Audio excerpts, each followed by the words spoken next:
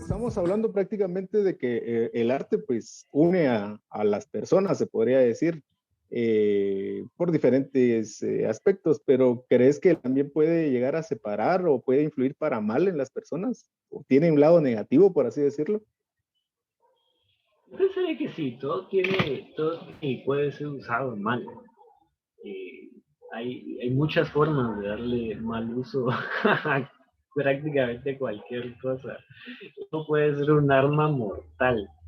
Y la pintura no es la excepción, porque al final de cuentas, utilidad y puede ser que alguien sea para decorar un espacio, puede ser como un fin propagandístico también, puede ser usado en su fin más noble, que es el de enaltecer el espíritu y educar a la humanidad y acercarnos a las ideas arquetípicas de, de las deidades, pero también puede ser usada para engañar y para tergiversar ideas. O sea, es una cosa muy poderosa, ¿verdad? Porque al final de cuentas, aquella frase de las imágenes es muy cierto. Una fotografía alterada puede ser tomada como verdadera, una pintura muy realista puede decir cosas muy groseras también. Y pues por eso es que tiene mucha relación con la psicología, porque al final de cuentas siempre, digamos así, hay una intención detrás de la pintura y detrás de esa intención de la persona. Entonces, no va a ser más de alguna forma que el reflejo del artista y de la intención que haya tenido para pintar su cuadro. Porque en la historia podemos conocer que hay diferentes artistas, como bien mencionabas, que pues no sabemos qué tan, si para bien o para bien, para mal ha influido en ellos. Por ejemplo, está Van Gogh, que es, pues, es interesante su historia, como, pero es más conocido él por haberse arrancado la oreja, ¿verdad? Entonces, ¿qué tanto crees que influyó el arte en él o el arte influyó en la psicología o la psicología en el arte, ¿verdad? Sí, el caso de Van Gogh, yo pensaría que bien puede ser uno de los pintores más famosos de la historia. Y no es que él haya querido, pienso yo, ser de los más famosos, sino hay un aparato mercadológico detrás de ese artista en los años recientes, desde que empezó a pintar y todo lo que le siguió a su muerte, que lo convirtió en mito. A él lo convirtieron en una especie de figura como superhéroe, ¿no?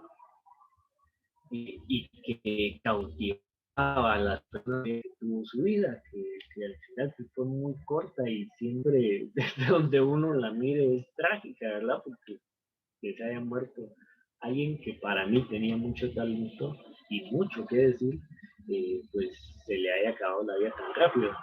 Pero más allá de eso, Porque sí, pues no es el toda su único. vida, si la conocemos, sí es bastante trágica, como mencionado, ¿verdad?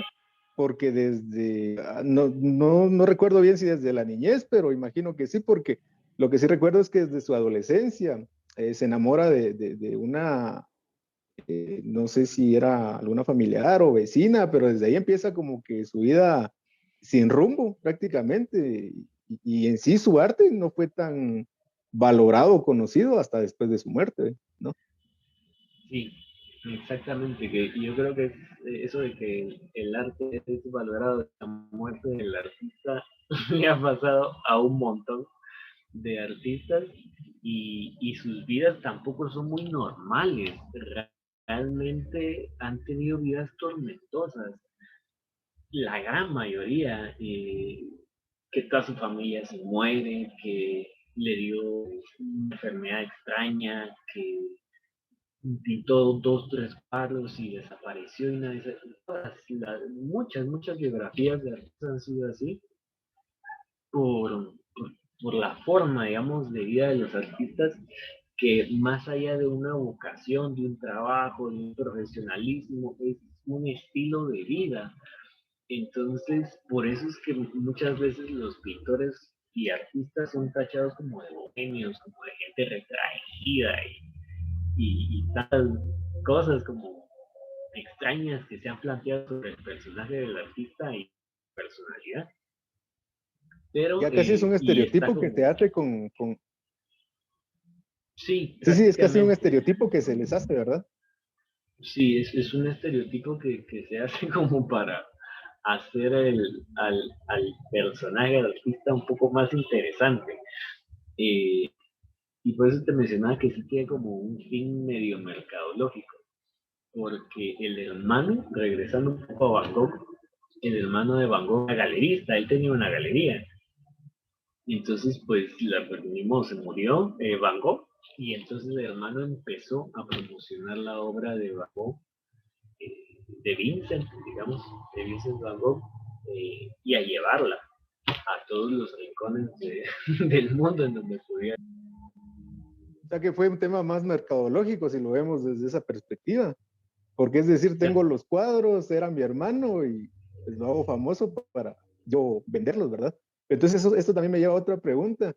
¿Qué tanto se puede decir que en verdad es apreciarlo? Porque si en su momento Van Gogh tenía pinturas que eran, pues a nadie le gustaban, era porque no las promocionaba, que no eran bonitas. Y es decir, una pintura es buena porque se promocione o cómo saber que es bonito, ¿verdad? O que es una buena obra de arte.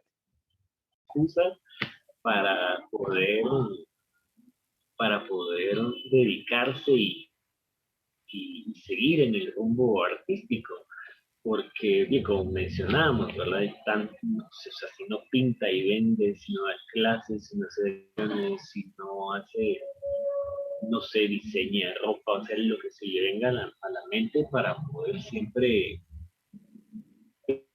persistir en su convicción, porque sí es mucho una convicción la profesión artística, y puedo hablar de la pintura, es como una especie de amor, una pasión que se tiene, de no querer dejarla, que es algo que al final de cuentas nos hace sentir bien, nos da muchas satisfacciones, y es lo que queremos hacer con la vida que tenemos.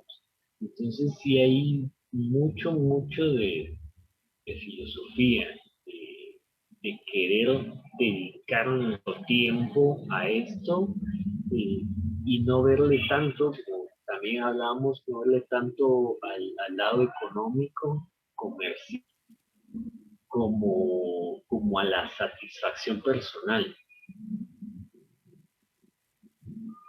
Así es, así es. Y bueno, es interesante lo que mencionas, de que pues al final de cuentas la psicología de la persona o la mentalidad de la persona influye de gran manera, ¿verdad? En lo que es el arte o en la forma de su, en la que actúa. Por ejemplo, uno de los líderes más recordados, pero para mal, de la historia, es Hitler, ¿verdad? Adolf Hitler fue en sus inicios un artista, alguien que venía bueno, de su país natal y que va a otra universidad, a otro país, que si no mal recuerdo es a Alemania, a donde empieza bueno, va a estudiar a esta universidad, pero según cuenta la historia, ni entró, ¿verdad? Al final de cuentas, no es que se haya puesto a estudiar, sino que trató empíricamente de hacer su arte, de venderlo, pero según cuenta la historia, no fue muy bueno en esto, no vendía sus pinturas. ¿Crees que eso haya influenciado en él para ser después lo que fue, y si él hubiera logrado vender el arte, hubiera sido algo diferente. No sé, la verdad no estoy muy seguro, porque pues en cada el arte sí impacta de diferentes formas. Yo creo que más tiene que ver con la ambición que tengamos y cuál que vaya a ser el bien que nos pueda hacer o para qué queremos usar la pintura. Porque pues, si entendemos el éxito en la pintura y en la vida como una cuestión meramente comercial, yo creo que es una muy mala idea dedicarse al arte. Eso sí, tantos años después de haber tomado la decisión de dedicarme al arte, económicamente no es la mejor decisión. O sea, hay tantos mercados laborales en el mundo y te van a dar dinero, porque para eso están, de eso se trata, ¿verdad? No se puede dedicar uno a cualquier cosa. Tal vez el más difícil de afrontar, la forma más difícil de hacer dinero es con el arte, o al menos al inicio. Ya después, si todo sale según el plan, puede que te vaya bastante bien.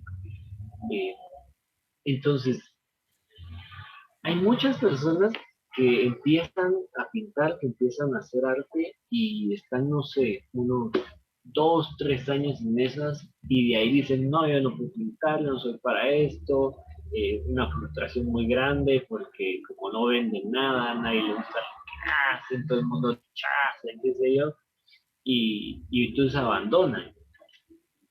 Esta no es una profesión para la gente que quiere resultados rápidos y tampoco para la gente que renuncia. No, no se puede. Esto Una lleva cosa tiempo, que uno empieza y que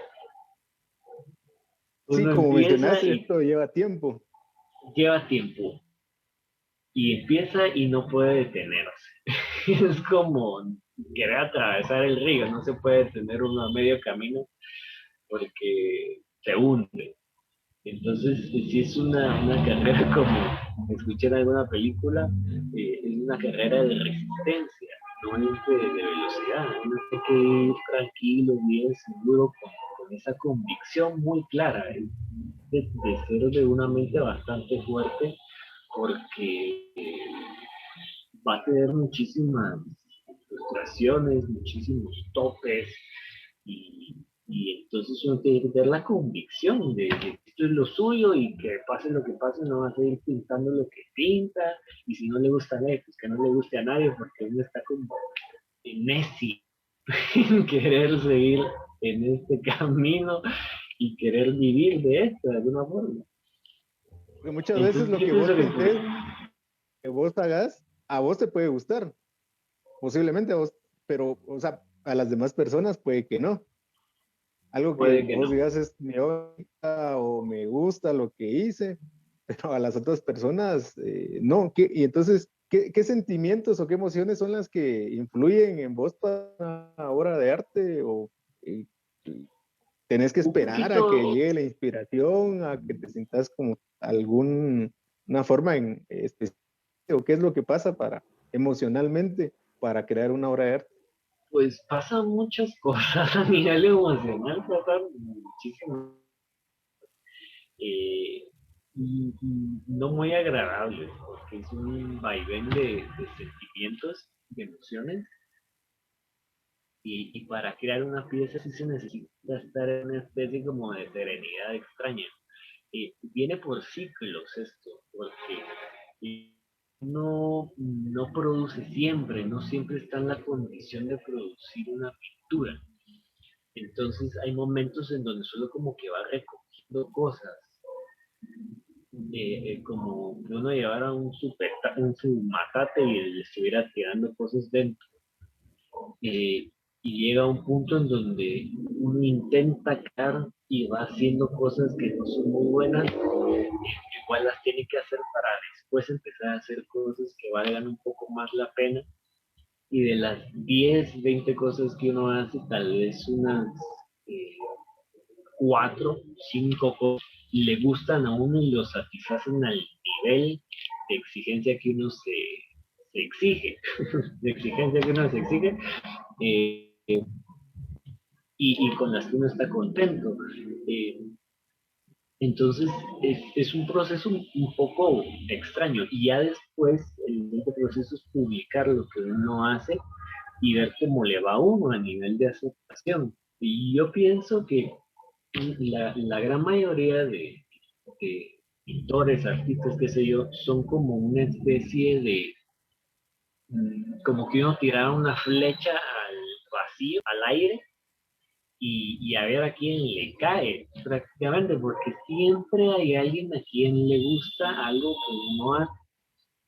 Hablando un poquito de lo que estábamos antes con Van Gogh, no es que fuera malo, no es que tiene mucha promoción y por eso lo consideramos bueno, sino es que él dio un montón de flechas a un montón de gente y entonces logró encajar y comunicarse con otras personas que estaban pasando por situaciones emocionales similares a la de él. Y al momento de empatizar el público y el artista, entonces se crea una conexión mágica, eh, en donde se logra con personas que uno ni se conoce, ¿no? El espectador, el artista lo que tiene en medio es la obra y a través de esa obra se conoce y se logran entender un poco. Es un lenguaje universal, al final de cuentas, porque eh, a cuánta gente no le ha cautivado una pintura de Van Gogh, por ejemplo, y se murió hace tantos años. Y aún hoy en día, gente que nace hace 10 años, hace 20 años, mira una pintura y le sigue cautivando. Es algo que ha logrado traspasar el tiempo porque de alguna u otra forma Van Gogh logró capturar algo que, que no es efímero, que queda como detenido en el tiempo. Porque han pasado años y su obra sigue estando presente, sigue estando eh, como referente de las pinturas a nivel mundial. Pero mencionabas algo sobre cómo es que influyen pues estas pinturas en el ser humano. ¿Qué influencia crees que puede tener una pintura en el ser humano? Pues mira, realmente y lo que hace es cautivar a las personas. Cuando encontramos a la pintura indicada y la tenemos enfrente, lo que hace es cautivarnos. Entonces eso nos da como una especie de profundidad a nuestra existencia. Eh, prácticamente la pintura pues no tiene ninguna utilidad, pero sí tiene este fin que es civilizarnos, a conectarnos entre nosotros, unirnos un poco más. Estamos en la búsqueda de la belleza.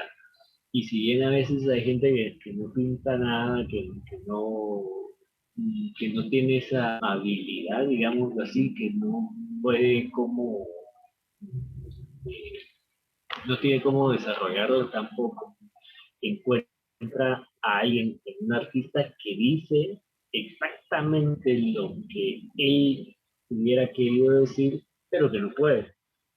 Entonces, es como que si alguien hablara por nosotros exactamente como nos hubiera gustado decirlo, pero no teníamos las palabras o no teníamos los colores o no teníamos ese, ese medio para sentíamos. Entonces, Nos sentimos lo que puede identificados provocar, prácticamente. nos sentimos identificados porque al final de cuentas el arte es una especie de espejo. Entonces, cuando te digo nos sentimos identificados es porque la pintura resulta que está reflejando algo de nosotros mismos. Y eso lo que hace es primero impactarnos porque muy duro enfrentarnos a nosotros mismos, nos sorprende, no, y bueno, y lo bonito sería que eso que nos está reflejando sea algo bueno de nosotros, Sí, ¿verdad? eso te iba a decir porque Y sí, que, hay pinturas donde se refleja pues muchos trastornos por ejemplo, hay varios artistas que pintan lo que soñaron o las pesadillas que tuvieron. En este caso, si una persona, como decís, se siente identificada con estas, no sé, estas pesadillas o estos trazos que los trazos pueden decirnos cosas hasta cierto punto, pues, no cosas malas, sino estos trazos que tenemos, estos malos pensamientos que tenemos. sí, sí, realmente lo hace también esas cosas desagradables que todos tenemos dentro, también las podemos encontrar en una pintura y las podemos, bueno, si uno es el pintor o cualquier persona que fuera, tiene este medio que es la pintura para poder sacarlo y expresarse de forma asertiva, porque ahí pues nos estamos haciendo daño, digamos, de alguna manera, y estamos canalizando nuestras emociones de una forma en la que buscamos estética, buscamos embellecerlas. Entonces, pienso yo que es una forma muy interesante de hacer las paces con esas partes de nuestro inconsciente que muchas veces son como monstruos, ¿no? Y, y esto lo decía mucho Carl Jung, que es un psicólogo bastante adepto al arte y a la pintura. Le gustaba pintar mucho por eso, que decía que era una forma de sacar nuestro inconsciente y de conocer qué hay ahí. Entonces hay pinturas muy tenebrosas que tienen una calidad estética, a pesar de que son temas escabrosos, son pinturas bellas.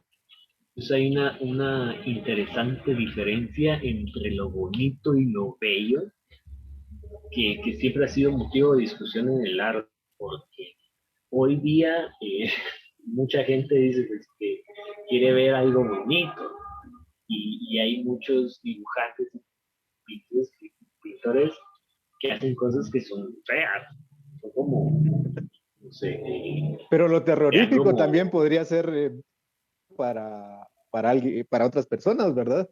Porque si al claro, final de claro que cuentas sí. lo que mencionas es de Carl Jung, es quien propone los tipos del héroe, Sí, los diferentes arquetipos que él tiene, ¿verdad? Pero también él menciona sobre las mandalas y sobre la sombra, sobre diferentes situaciones que él toma el psicoanálisis o el arte toma el psicoanálisis, ¿verdad? Para poder crear obras más profundas, obras que como mencionabas, creo que al final de cuentas no cualquiera las va a entender si se identifica con esto.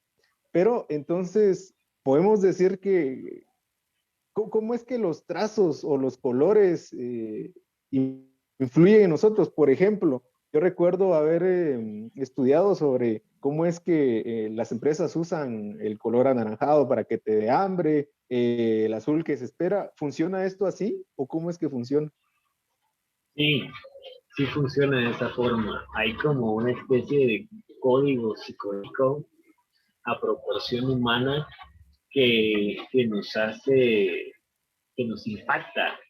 Diferente color nos de diferente forma en nuestra mente, definitivamente. Y esto, al menos un buen pintor lo sabe, porque no solo hay una intención. Si tengo yo la intención de hacer, por decirte, algún cuadro muy triste, tormentoso y qué sé yo, pues utilizo cierta paleta de colores, mucho negro, colores oscuros, podemos utilizar poco amarillo, podemos utilizar para cuadros que están cólicos, por ejemplo, podemos utilizar tonos azules, violetas, rojos, eh, todo incluso en ciertas tonalidades de cada color, para que cuando la gente los vea, perciba estas emociones que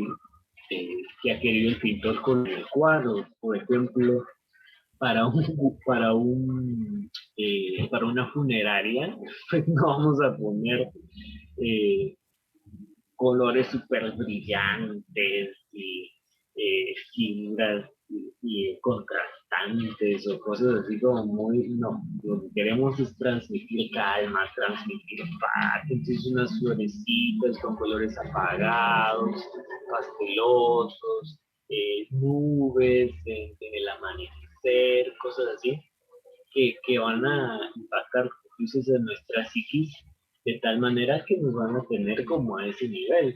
Eh, Se usa mucho, tú mencionabas publicidad, sí, los de comida rápida utilizan colores que más que nada lo que hacen es aumentar un poco el apetito, llamar la atención y que los productos luzcan de una mejor manera.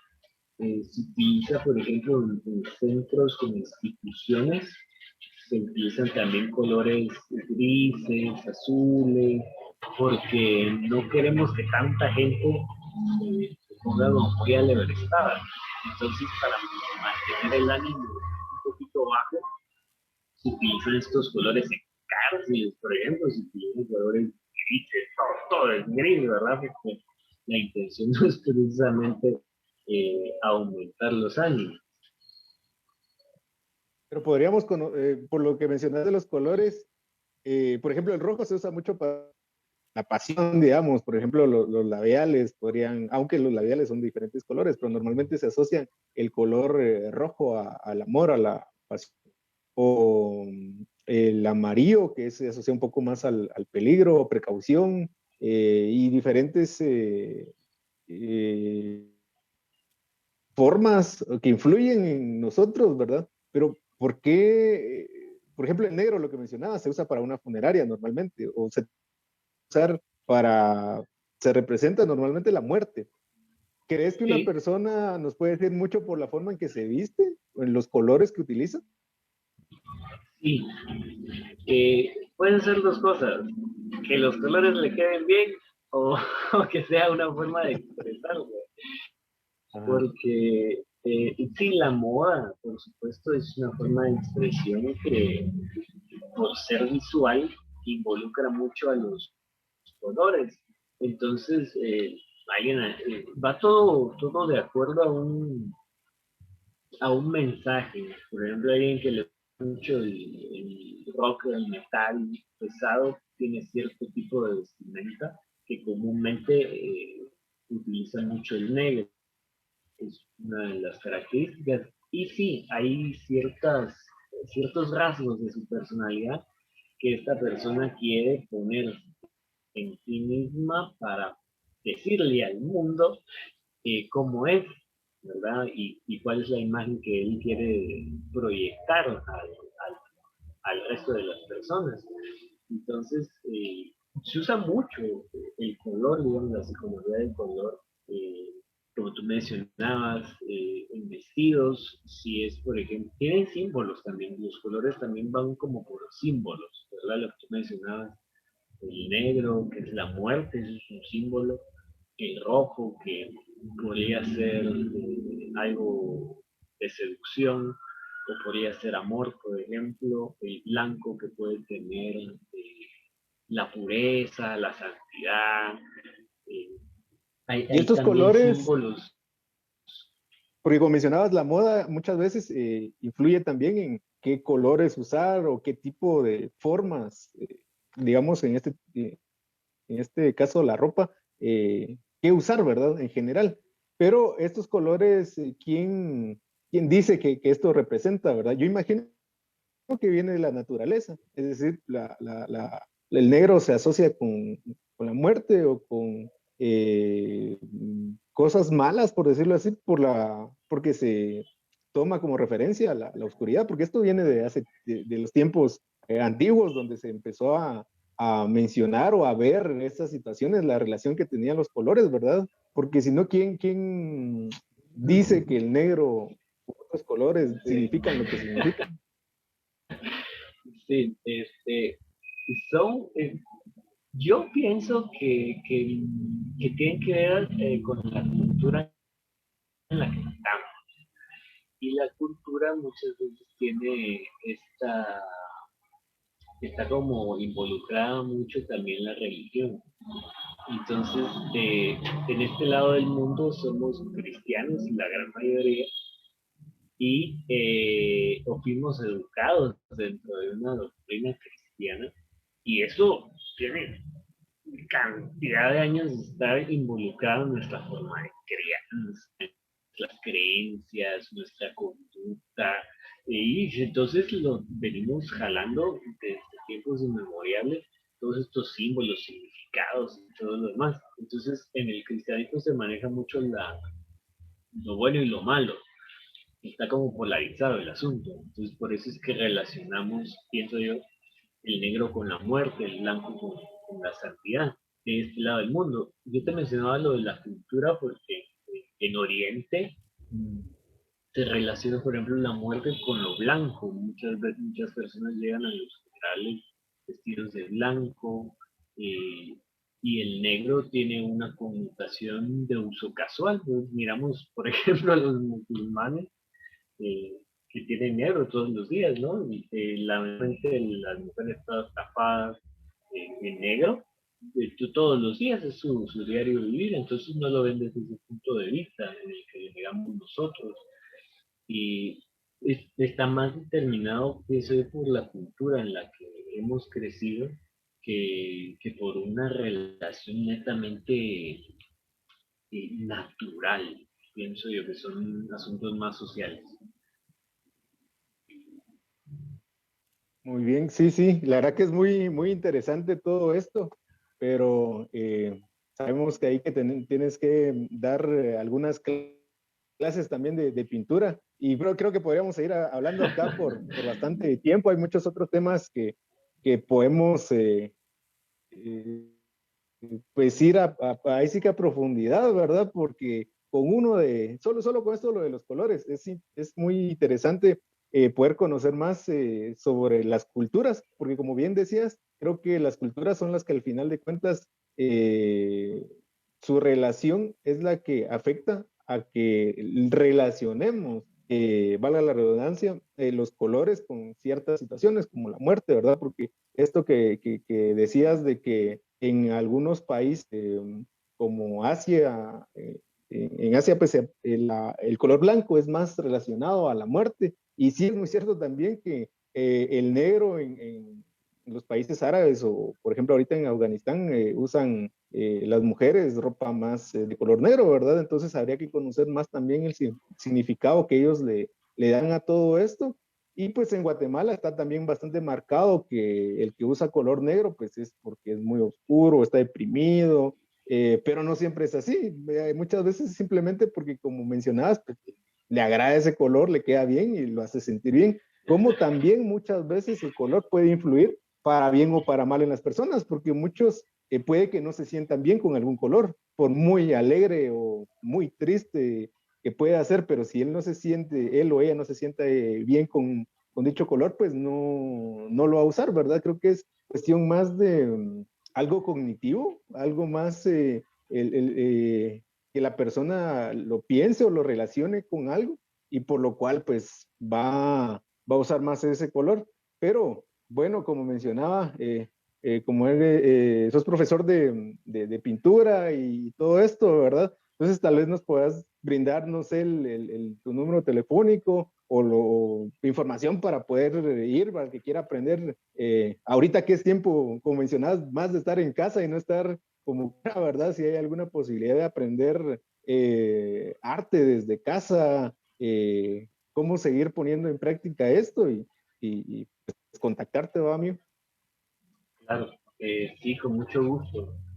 El nombre de la academia la pueden encontrar en Facebook como Arte Ciclofante, con C, Ciclofante.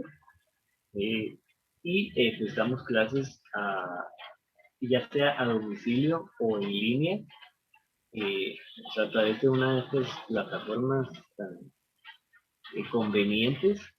Y si quieren más información sobre las clases y otras actividades que tenemos, pueden escribir al WhatsApp 5140-3871, igualmente con una llamada telefónica, y ahí pues les van a brindar más información, horarios, costos, métodos, edades y todo lo que ustedes necesiten saber para poder pues, ingresarse un poquito, meterse un poquito al mundo del arte y del dibujo. Es algo bastante encantador. Yo se los recomiendo, ya sea como un pasatiempo, como forma de entretenerse, como una forma de autoconocimiento, como una forma de liberarse de la rutina, como una forma de desestresarse y de hacer algo que para mí es incluso como a nivel de una forma de,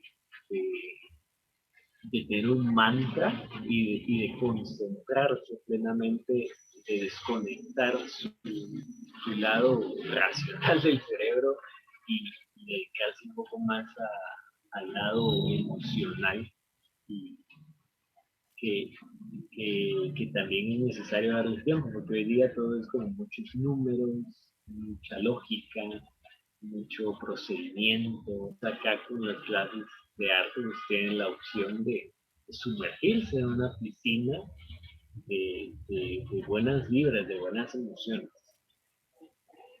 Muchas gracias, Esteban. La verdad que muy agradecido con el tiempo y con todo lo compartido, toda la información y el conocimiento. Aprecio bastante todo esto que compartiste porque, bueno, yo soy alguien que piensa que aparte de quedarse solo con lo teórico, porque muchas veces se quedan solo con eso teórico, ¿verdad? Es que yo leí esto, es que dicen esto. Creo que debemos de conocer personas que lo practican, que lo hacen, porque lo teórico a lo que se lleva realmente a la práctica, ¿verdad? Entonces es interesante conocer el trabajo que realizas, las pinturas que realizas, el proceso que se lleva para poder hacerlo, que no es nada más de sentarse y hacer un par de líneas, ¿verdad? Sino que esto conlleva muchas otras cosas más que están en tu mente, el poder plasmar estas emociones y poder llevarlo a la pintura, los dibujos, a las diferentes expresiones, ¿verdad? Y esto da que deberíamos de fomentarlo más. Aquí en Guatemala existen muchos artistas.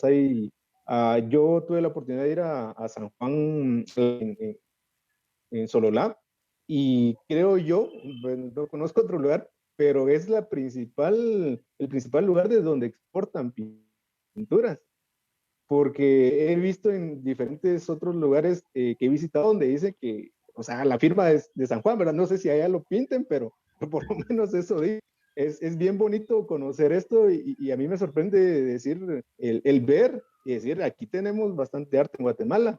Lo importante sería que el gobierno, porque pues al final para eso tenemos un gobierno, ¿no? Para que pueda incentivar esto, motivar a las personas y dar las herramientas necesarias para poder seguir creando artistas que muchas veces en otros países vemos artistas que, bueno, este sería otro tema muy largo, pero el arte contemporáneo, ¿verdad? Y te recordás que lo hablábamos esa vez que nos vimos acá en Shela.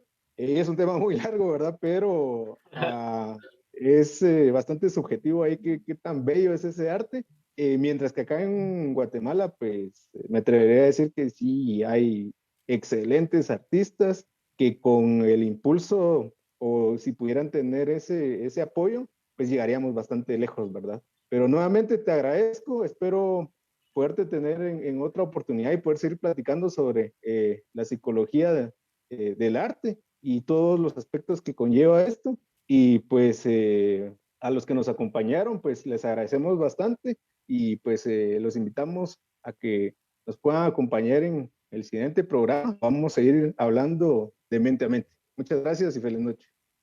Feliz noche.